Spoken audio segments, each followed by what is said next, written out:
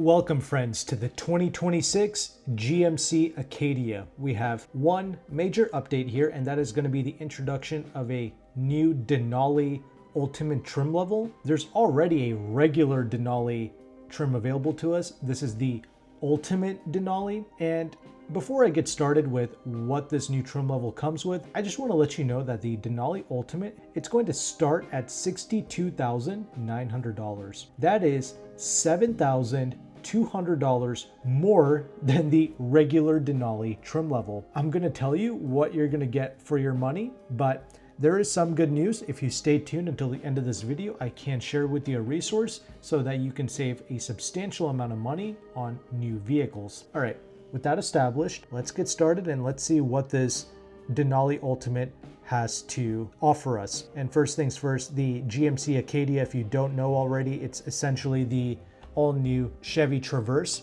So it's the three-row SUV in Chevy's lineup. And this is just the rebranded GMC version. And this Denali Ultimate, it's gonna have a signature Vader chrome grille. I gotta say, that does look nice. I do appreciate the aesthetics of both the Acadia and the all-new Traverse, both very good-looking SUVs. We have here the LED daytime running lamps with animated lighting sequence. We also get exclusive badging for this Denali Ultimate, and we also got some 22-inch wheels on it as well. Regarding the interior space, we do have here a unique interior for the Denali Ultimate. We have things like the heated and ventilated woodland mahogany full leather massaging front seats with plated contrast stitching. We also get the Paldeo wood with the laser etched accents, and we have an embossed topographical map on the seat backs for the door trim and the map pockets. We also get unique floor mats, and we have the Denali Ultimate badging on the vehicle's seat backs. Additional standard features with the Acadia Denali Ultimate are going to include the Bose 16-speaker performance sound system. You also get the Super Cruise hands-free driver assistance technology, but you only get it for free for 3 years. After that, you have to pay for it like a subscription, I believe. And as mentioned before, you get the 22-inch wheels with the all-season tires. You get the pano sunroof here. You get 9 camera views along with a 8-inch heads-up display. You get the AutoSense power liftgate, and you do also get the performance suspension, which according to GMC does provide exceptional ride and handling balance, and it also helps to isolate the sharp road impacts. Not gonna lie, that is pretty nice, but keep in mind a $7,200 jump in price to go from a regular Denali to this Denali Ultimate. You also have up to 6 selectable drive modes, and these 2026 GMC Acadias should be arriving at dealerships in the third quarter of 2025. Now, those were the updates for the Denali Ultimate. We do have some updates for the regular GMC Acadias as well, so I will quickly cover that as well. All trim levels of the 2026 Acadia will feature a standard rear camera mirror, and that's a good feature to have because if you have your vehicle filled to the brim with boxes and things and it's obstructing your vision out back, you have that digital rear camera mirror that you can rely on. And we also get 19 standard safety tech features with the 2026 GMC Acadia. In these vehicles, they continue to be powered by the 2.5-liter turbocharged 4-cylinder engine, putting out 328 horsepower and 326 pounds-feet of torque. It's made it to an 8-speed automatic transmission, and it's got a max tow capacity of up to 5,000 pounds. Okay, now that I have shared all of that information with you, we do have the official pricing here for the 2026 Acadia, and prices have gone up compared to last year. The entry-level elevation model is going to start at a little over $1,000 more than the 2025 Acadia. Same thing with the AT4 model. AT4 is like your kind of off-road designed Acadia, and the regular Denali model is about $2,000 more expensive than a 2025 Acadia, and I already told you the price of the Denali Ultimate. It is $62,900. And make sure to add the destination charge to all of the prices that I listed. And if you want all-wheel drive, that's going to set you back an additional $2,000 for both the Elevation and the Denali. AT4 comes standard with all-wheel drive. And regarding the Denali Ultimate, I'm not even sure if it comes standard with all-wheel drive. I mean, it better at the price, right? Like you would assume. But when I just did a quick Google search, the Google AI, it spat out that no, the Denali Ultimate does not come standard with all-wheel drive, and it should cost about $2,000 more to add all-wheel drive to the Denali Ultimate, and it's not like you can properly build the Denali Ultimate on the GMC website as of yet. So that's interesting, and that's pretty crazy if it doesn't come standard with all-wheel drive. Regardless, that is everything that you need to know regarding this SUV. Now, is this worth buying? Well, that clearly depends. I'm willing to forgive and forget a lot of things if vehicles come with a great discount, lease program, incentivized finance rate, whatever the case might be. If you can get a vehicle at a good deal, I don't really care. I mean, number one, I actually do like the way these new GMC Acadias and the Chevrolet Traverses look, and especially the GMC. If you get that thing blacked out, it does look official. I do know of a top tier realtor who uses the GMC Terrain as their everyday vehicle, and they bought that because it was affordable. Those things start at like 30 grand. They got it blacked out, and I must say it does look like a good professional vehicle because, you know, it's got that GMC brand on it. It doesn't look totally plebeian, and nobody would suspect that that GMC Terrain costs like 30 grand, right? And this is the Acadia, it's the 3-row version, so that's cool. But I ran some numbers, and the Acadia is simply not a good deal at all.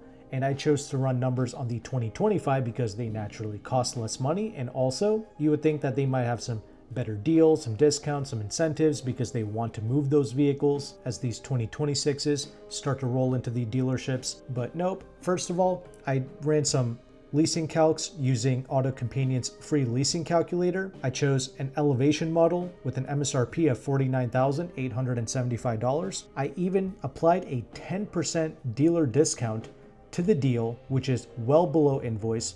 If you go on JD Power, you can see the invoice price of a new vehicle, and on the elevation trim for 2025, there's only like a $3,000 delta between invoice to MSRP. That's pretty crazy. With 10% off the MSRP, the dealership is definitely losing money. And even GMC's supported incentivized lease program, you're still paying like close to 8% in interest for the lease. Absolutely awful. The payments on this vehicle, even with that substantial discount, it's about $774 per month, assuming you have perfect credit and you're putting no money down on the lease. That is not a good deal at all. And for once, those leasing is fleecing folks, they are correct because you're not even producing any equity in the deal.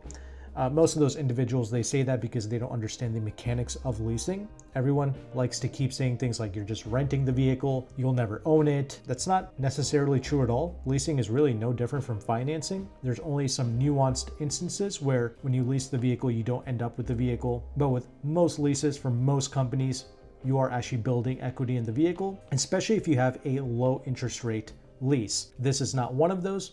Interest rate is close to 8%, so that's not good. Now, keep in mind lease programs, interest rates, incentives, all of these things, they do change and update every single month. But this calculator I'm showing you, that also updates every month. So it's a great free resource that you can utilize to run numbers and so that you can learn about leasing and the mechanics that go into it. Okay, so you might be thinking, all right, the average person doesn't understand leasing and they probably don't even care about it. And most people probably drive too much in the first place to even utilize a good lease deal, even if it was presented to them. Fine. So perhaps GMC has some incentivized finance rates for the Acadia. Went on GMC's official website. As of right now, August of 2025, they have nothing. The only featured offer that they have is some garbage lease deal, which is essentially what I showed you, but the lease deals that the manufacturer themselves advertise, it's always terrible, never even worth considering, and they don't even include the tax, title, license, and other fees as well. So all around the board, there's just no good deals to be had on the Acadia.